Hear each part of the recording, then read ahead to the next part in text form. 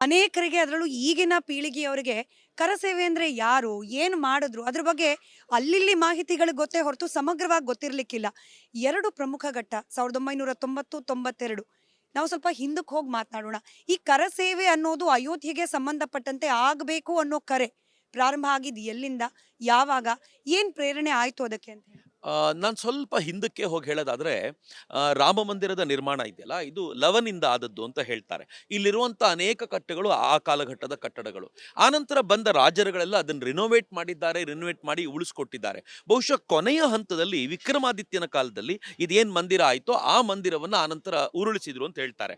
Interestingly ಯಾರು ಉರುಳಿಸಿದ್ದು ಅಂತ ಕೇಳಿದ್ರೆ ಬಾಬರ್ ಅಂತ ನಾವು ಹೇಳ್ತೀವಿ. ಬಾಬರ್ನ ಸೇನಾಪತಿ ಮೀರ್ ಬಾಕಿ ಇದನ್ನು ಉರುಳಿಸಿದ ಅಂತ. ಆದರೆ ಅನೇಕರು ಇತಿಹಾಸಕಾರ ಏನು ಹೇಳ್ತಾರೆ ಅಂತಂದ್ರೆ ಬಾಬರ್ಗಿಂತ ಮುಂಚಿನ ರಾಜರು ಇದನ್ನು ಉರುಳಿಸಿದ್ದಿರ್ಬೋದು. ಮೀರ್ ಬಾಕಿ ಅವತ್ತು ಕಟ್ಟಿದ ಕಟ್ಟಡವನ್ನ ಮರಮ್ಮತ್ ಮಾಡಿರ್ಬೋದು ಅಂತ, ರಿನೋವೇಟ್ ಮಾಡಿದ್ದು ಅಂದ್ರೆ ಮಸೀದಿಯನ್ನ ರಿನೋವೇಟ್ ಮಾಡಿರ್ಬೋದು ಅಂತ. ಕೋನ್ರಾಡ್ ಎಲ್ಸ್ ಕೂಡ ಇದನ್ನು ತುಂಬಾ ಸ್ಪಷ್ಟವಾಗಿ ಹೇಳ್ತಾರೆ. ಎಲ್ಲಿವರೆಗೂ ಹೇಳ್ತಾರೆ ಅಂತಂದ್ರೆ ಮೊಹಮ್ಮದ್ ಘಜ್ನಿ ಗೋರಿಯರಿಂದ ಹಿಡಿದು ಬಾಬರ್ನವರೆಗೆ ಯಾರು ಬೇಕಿದ್ರೂ ಕೆಡವಿರುವಂತ ಸಾಧ್ಯತೆ ಇದೆ ಅಂತಂದ್ರೆ ಅವರ ಮನಸ್ಥಿತಿಯೇ, ಮುಸಲ್ಮಾನರ ಸಹಜವಾದ ಮನಸ್ಥಿತಿಯೇ ಈ ಬೇರೆ ಮಂದಿರಗಳನ್ನ ಕೆಡವುದು, ಬುತ್ಶಿಕನ್ ಅಂತ ತಮ್ಮನ್ನು ತಾವು ಕರ್ಕೊಳ್ಳೋದು ಅಂತ. ಆದ್ರೆ ಇಂಟ್ರೆಸ್ಟಿಂಗ್ಲಿ ಆವತ್ತಿನಿಂದ ಬಹುಶಃ ನಾವು ಕರಸೇವೆ ಆರಂಭವಾಯಿತು ಅಂತ ಹೇಳ್ತೀವಿ, ಅಲ್ಲಿವರೆಗೂ ಒಂದು ದಿನವೂ ಕೂಡ ಈ ಮಂದಿರದ ಕಲ್ಪನೆ ಆರಲಿಲ್ಲ ಅಂತ. ಇಲ್ಲಿಗೆ ಬಂದಂತ ಅನೇಕ ವಿದೇಶಿ ಯಾತ್ರಿಕರು ತುಂಬಾ ಸ್ಪಷ್ಟವಾಗಿ ಬರೆದಿದ್ದಾರೆ, ಇದು ರಾಮನ ಜನ್ಮಭೂಮಿ, ಇಲ್ಲಿ ತೀರ್ಥಯಾತ್ರೆಗೆ ಜನ ಬರ್ತಾರೆ, ಲಕ್ಷಾಂತರ ಜನ ಇಲ್ಲಿ ಸೇರ್ತಾರೆ, ಇವೆಲ್ಲವನ್ನೂ ಕೂಡ ಎಲ್ಲರೂ ಹೇಳಿದ್ದಾರೆ, ಎಲ್ಲರೂ ಅದನ್ನ ದಾಖಲೆಬದ್ಧವಾಗಿ ಬರೆದಿದ್ದಾರೆ. ಆದ್ರೆ ನಮ್ಮ ಕಾಲಘಟ್ಟದಲ್ಲಿ ಇದು ಪುನರುಜ್ಜೀವನಗೊಂಡಿದ್ದು ನನಗನ್ಸುತ್ತೆ 1949 ಅಲ್ಲಿ. 1858 ನಲ್ಲಿ ನಿಹಾಂಗ್ ಸಿಖ್ಖರ ಹೋರಾಟದ ನಂತರ 1885 ನಲ್ಲಿ ಕೋರ್ಟ್ ಇದನ್ನ ಸೀಲ್ ಮಾಡ್ತು. ಇನ್ ಮುಂದೆ ಇದರ ಕುರಿತಂತೆ ಯಾವ ವಿಚಾರವೂ ಇಲ್ಲ, ಚರ್ಚೆ ಇಲ್ಲ, ಮುಗಿಸಬೇಕು ಅಂತ. ಆದ್ರೆ 1949 ನಲ್ಲಿ 1949ರಲ್ಲಿ ರಾಮಲಲ್ಲ ಪ್ರತ್ಯಕ್ಷನಾಗ್ತಾನಲ್ಲ ಇಲ್ಲಿ, ಅಲ್ಲಿಂದ ಹೋರಾಟದ ಸ್ವರೂಪ ಬದಲಾಗುತ್ತೆ ಅಂತ ಅನ್ಕೊಂಡ್ರು. ಆದ್ರೆ 1949 ನಂತರ ಇಲ್ಲಿ ಮುಸಲ್ಮಾನರ ಯಾವುದೇ ಪ್ರಾರ್ಥನೆ ನಡೆಯೋದು ನಿಂತೋಯ್ತು, ಹಿಂದೂಗಳ ಪೂಜೆಗೂ ಅವಕಾಶ ಇರಲಿಲ್ಲ, ಮುಸಲ್ಮಾನರ ಪ್ರಾರ್ಥನೆಯೂ ಇರಲಿಲ್ಲ. ನಿಜವಾದ ಹೋರಾಟ 80s ನಲ್ಲಿ ಶುರುವಾಯಿತು. 80s ನಲ್ಲಿ ಇದಕ್ಕೊಂದು ಸ್ವರೂಪವನ್ನು ಕೊಡಬೇಕು ಅಂತ ಹೇಳಿ ಇದಕ್ಕೊಂದು ರಥಯಾತ್ರೆನ ಆರಂಭಿಸಲಾಯಿತು. ಈ ರಥವನ್ನು ತೆಗೆದುಕೊಂಡು ಹೋಗಿ ಎಲ್ರಿಗೂ ಕೂಡ ಈ ಹೋರಾಟದ ಪರಿಕಲ್ಪನೆ ಕೊಡಲಾಯಿತು. ಮೊದಲ ಕರಸೇವೆಯ ಕರೆ ಬಂದಿದ್ದು 1990ರಲ್ಲಿ. ನೀವು ಅದನ್ನ ಹೇಳಕ್ ಮುಂಚೆ ವೀಕ್ಷಕರ ಗಮನಕ್ಕೆ ಆ ರಥ 6 ರಥಗಳ ಪೈಕಿ ಒಂದು ರಥ ಈಗಲೂ ಕೂಡ ನಮ್ಮ ಹಿಂಭಾಗದಲ್ಲಿ ಇರ್ತಕ್ಕಂತಹ ಈ ಕಾರಸೇವಕಪುರಂನ ಮುಖ್ಯವಾದ ಕಟ್ಟಡ ಒಂದಿದೆ. ಈ ಕಟ್ಟಡದ ಒಳಗಿದೆ. ಅದರ ಬಗ್ಗೆ ಚಕ್ರವರ್ತಿ ಸೂಲಿಬೆಲೆಯವರೇ ಒಂದು ವಿವರಣೆಯನ್ನ ನೀಡಿದ್ದಾರೆ. ಈಗ ಕರಸೇವಕರು ಬಂದ್ರು, ಬೇರೆ ಬೇರೆ ಭಾಗಗಳಿಂದ ಇಲ್ಲಿ ಒಗ್ಗೂಡಿದ್ರು, ಕರಸೇವೆ ಮಾಡಬೇಕು ಅಂತ ಮುಂದಾದ್ರು. ಏನ್ ಮಾಡಿದ್ರು ಎಕ್ಸಾಕ್ಟ್ಲಿ ಅಂತ ಹೇಳಿ? ಆಕ್ಚುಲಿ ಕರಸೇವೆ ಅಂತಂದ್ರೆ ಇವರು ಒಟ್ಟಾರೆ ಪರಿಕಲ್ಪನೆ ಏನಿತ್ತು ಅಂತಂದ್ರೆ ಸರಯೂ ಗೆ ಹೋಗ್ಬೇಕು. ಸರಯುಗ್ ಹೋಗಿ ಅಲ್ಲಿರುವಂತ ಒಂದು ಹಿಡಿ ಮರಳನ್ನ, ಮರಳು, ಇಲ್ಲಿ ಮಣ್ಣಿಗೂ ಮರಳಿಗೂ ಬಹಳ ಡಿಫ್ರೆನ್ಸ್ ಇಲ್ಲ, ಅದೊಂಥರ ಲೂಸ್ ಮಣ್ಣು, ಮರಳಿಗಿಂತ ಒಂಥರ ನಮ್ ಪಾಂಡ್ಸ್ ಪೌಡರ್ ತರ. Correct, absolutely right. ಇದು ಬಹುಶಃ ಕರೆಕ್ಟ್ ಆಗಿರುವಂತ ಎಕ್ಸಾಂಪಲ್ ಅನ್ಸುತ್ತೆ. ನಾನು ಎಕ್ಸಾಂಪಲ್ ಕೊಡ್ಲಿಕ್ಕೆ ನಮ್ಮ ಮರಳಿಗಿಂತ ಸ್ಮೂತ್ ಅಂತಿಲ್ಲ, ಬಟ್ ದಿಸ್ ಇಸ್ ಗುಡ್, ನಮ್ಮೊಂಥರ ಪಾಂಡ್ಸ್ ಪೌಡರ್ ತರ ಅಂತ ಹೇಳ್ಬೋದು. ಆ ತರದ ಆ ಮರಳನ್ನ ಒಂದು ಹಿಡಿ ತಗೊಂಡ್ ಬರಬೇಕು, ಅಲ್ಲಿಗೆ ಹಾಕ್ಬಿಟ್ಟು ನಮ್ಮ ಕೆಲಸ ಮುಗಿಸ್ಬೇಕು ಅಂತಿತ್ತು. 1990s ನಲ್ಲಿ ಅದೇ ತರದ ಪರಿಕಲ್ಪನೆಯಿಂದ ದೊಡ್ಡ ಸಂಖ್ಯೆಯಲ್ಲಿ ಜನ ಇಲ್ಲಿಗೆ ಬಂದರು. ಹಾಗೆ ಬಂದಂಥವರೆಲ್ಲರೂ ಕೂಡ ಮರಳನ್ನ ಸಂಗ್ರಹಿಸಿಕೊಂಡು ಅಲ್ಲಿ ಕರಸೇವೆ ಮಾಡಬೇಕು ಅಂತ ಆ ಜಾಗದಲ್ಲಿ ಬಂದ್ರೆ ಅಲ್ಲಿ ವಾತಾವರಣ ತುಂಬಾ ಬದಲಾಯಿತು. ಬಂದಿರುವಂತ ತರುಣರು, ಆ ದೊಡ್ಡ ಸಂಖ್ಯೆಯ ಜನ ಮುಂದಕ್ಕೆ ಬಂದರು. ಮತ್ತು ಅದಕ್ಕೆ ಬೇಕಾಗಿರುವಂತ ಹೋರಾಟಗಾರರಿದ್ರಲ್ಲ, ನಾವು ಯಾರನ್ನೂ ಮರೆಯುವಂತಿಲ್ಲ. ಇವತ್ತು ಸಾಧ್ವಿ ರಿತಂಬರಾಜಿನೂ ನೆನಪಿಸ್ಕೊಳ್ಬೇಕು. ಸಾಧ್ವಿ ರಿತಂಬರಾಜಿ ಮಾಡ್ತಾ ಇದ್ದಂಥ ಭಾಷಣಗಳು, ಆನಂತರ ಸರಿಯಾಗಿ ಹೇಳೋದಾದ್ರೆ ಉಮಾಭಾರತಿಯವರ ಹೋರಾಟ ಈ ಸಂದರ್ಭದಲ್ಲಿ ನೆನಪಿಸ್ಕೊಳ್ಬೇಕು. ಅಶೋಕ್ ಸಿಂಗಲ್ಜಿ, ಇಲ್ಲಿ ಭರತ್ ಕುಟಿಯಲ್ಲಿ ಅವರ ಅಸ್ಥಿಯನ್ನ ಇಲ್ಲಿ ಇಟ್ಟಿದ್ದಾರೆ. ಅಶೋಕ್ ಸಿಂಗಲ್ಜಿ ನಾವು ನೆನಪಿಸ್ಕೊಳ್ಳೋದಾದ್ರೆ ಇವರೆಲ್ಲರೂ ಕೂಡ ಬಹಳ ದೊಡ್ಡದಾಗಿರುವಂತ ಒಂದು ತಯಾರಿನ ಮಾಡಿದ್ರು. ಅದಕ್ಕೆ ಬೇಕಾಗಿದ್ದಂತೆ ಊರೂರು ತಿರುಗಾಡಿಕೊಂಡು ಬೇಕಾಗಿರುವಂತ ರಥದ ಮೂಲಕ ಬೇಕಾಗಿರುವಂತ ವಾತಾವರಣವನ್ನ ಭಾಜಪ ಅಥವಾ ಅವತ್ತಿನ ದಿನಗಳಲ್ಲಿ ಸೃಷ್ಟಿ ಮಾಡಿತ್ತು. ಇವೆಲ್ಲದರ ಆಧಾರದ ಮೇಲೆ ದೊಡ್ಡ ಸಂಖ್ಯೆಯ ತರುಣರು ಬಂದಿದ್ರು. ಹಾಗೆ ಬಂದಿರುವಾಗ ಇಲ್ಲಿನ ಮುಖ್ಯಮಂತ್ರಿ ಆಗಿದ್ದಂತ ಮುಲಾಯಂ ಸಿಂಗ್ ಯಾದವ್ ಅವರು ಸ್ಪಷ್ಟವಾದ ಸಂಗತಿಯಲ್ಲಿ ಹೇಳಿದ್ರು, ಯಾವನೇ ಒಬ್ಬ ಕರಸೇವಕ ಇರಲಿ, ಒಂದು ಹಕ್ಕಿ ಕೂಡ ಮಸೀದಿ ಮೇಲೆ ಹಾರದೇ ಇರೋ ತರ ನಾನು ನೋಡ್ಕೊಳ್ತೀನಿ ಅಂತ ಅವ್ರು ನಿಶ್ಚಯ ಮಾಡಿದ್ರು. ಆ ಕರಸೇವಕರು ಬರೋದು ಕೂಡ ತುಂಬಾ ಸಾಹಸಮಯವಾದ ಸಂಗತಿ. ನಂಗನ್ಸತ್ತೆ ರಿಪಬ್ಲಿಕ್ ಅಲ್ಲಿ ತುಂಬಾ ಆ ತರದ ಕರಸೇವಕರ ಕಥೆಯನ್ನು ನಾವು ಕೇಳಿದ್ದೀವಿ. ಕೇಳಿದ್ದೀವಿ.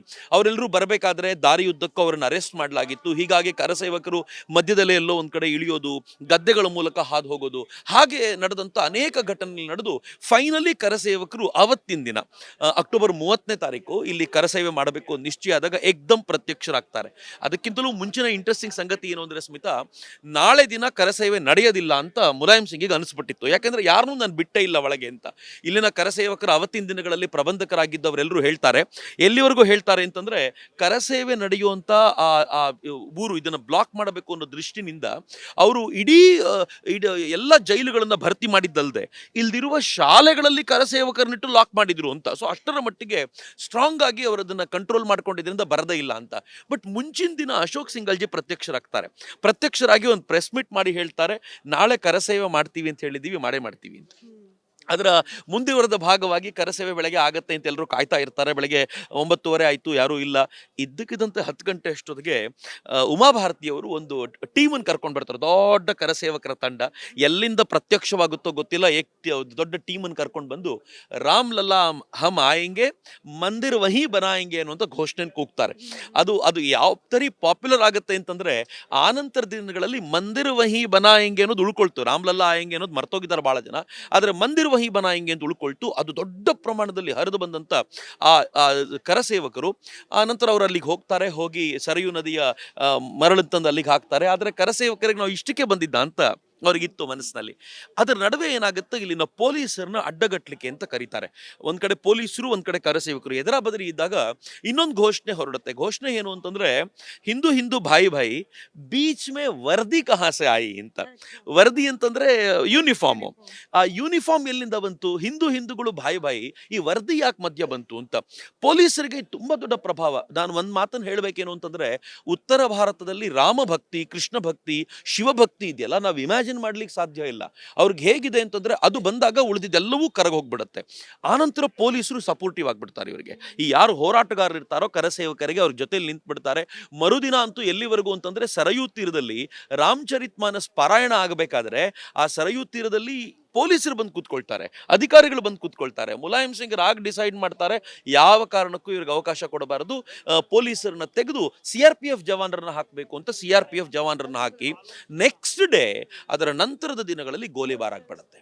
ಆಗ ಇಲ್ಲಿ ರಕ್ತಪಾತ ನಡೆಯೋದು ಬಹುಶಃ ನಾವು ಮರೆಯಬಾರದ ಇತಿಹಾಸ. ನಾನು ಯಾಕಿದನ್ನು ಇವತ್ತು ಮತ್ತೆ ನೆನಪಿಸ್ಕೊಡ್ತಿದ್ದೀನಿ, ಇವೆಲ್ಲವೂ ನಾವು ಕೇಳಿರುವ ಕಥೆಗಳಾದ್ರೂ ಈ ಜಾಗದಲ್ಲಿ ಕಥೆ ಕೇಳಬೇಕು.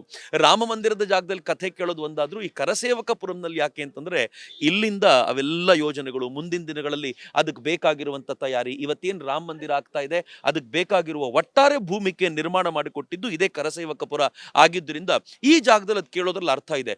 ನೂರಾರು ಜನರ ಸಾವಾಯ್ತು. ವಿಶ್ವ ಹಿಂದೂ ಪರಿಷತ್ ಹೇಳ್ತು, ಸರಯೂ ನದಿಯಲ್ಲಿದ್ದಂಥ 70 ಹೆಣಗಳನ್ನು ತೆಗೆದು ನಾವೇ ಸಂಸ್ಕಾರ ಮಾಡಿದ್ದೀವಿ ಅಂತ. ನಾನು ತುಂಬಾ ಯೋಚನೆ ಮಾಡ್ತಿದ್ದೆ, ಒಬ್ಬ ಕರಸೇವಕರನ್ನ ಕೇಳಿದೆ ಕೂಡ, ಯಾಕೆ ಸರಯೂ ನದಿಗೆ ಹಾಕಿದ್ರು? ಈ ಸತ್ತವರ ಸಂಖ್ಯೆ ಜಾಸ್ತಿ ಇತ್ತಲ್ಲ, ಆ ಸತ್ತವರ ಸಂಖ್ಯೆ ಗೊತ್ತಾಗಬಾರದು ಅನ್ನೋ ಕಾರಣಕ್ಕೋಸ್ಕರ, ನಂಬರ್ ಗೊತ್ತಾಗಬಾರದು ಅಂತ ಅವರಿಗೆ ಮರಳನ್ನು ಕಟ್ಟಿ ಎಸೆದು ಬಿಡೋದು.